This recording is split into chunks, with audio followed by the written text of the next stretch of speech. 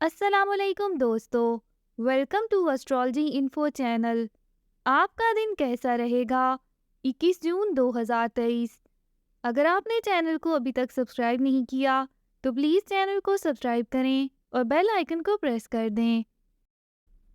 तो शुरू करते हैं टॉरस यानी बुर्जे सौर से। आज अपने जारी मामलात में तेज़ी पैदा करने की कोशिश ना करें, क्योंकि इस वक्त आपकी अमली सोचें आपके जज्बात का साथ नहीं दे सकेंगी, जिससे नताइज भी मर्जी के मुताबिक बरामद ना होने से दिल बुरा हो सकता है।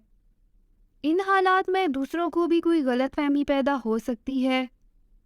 अगर आपने अपने कामों में मुतहम्मल मिजाजी अख्तियार ना की तो इससे आपके साथ काम करने वाले अफराद भी आपके जोशीलेपन से तंग आकर आपसे बागी हो सकते हैं।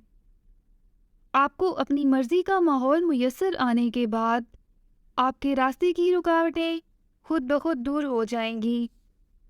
अपने अंदर पैदा होने वाले रोमानी जज्बात को दूसरों पर जाहिर ना करें, क्योंकि इस वक्त उन्हें सिवाय अपने मुफादात के कुछ अच्छा नहीं लगेगा।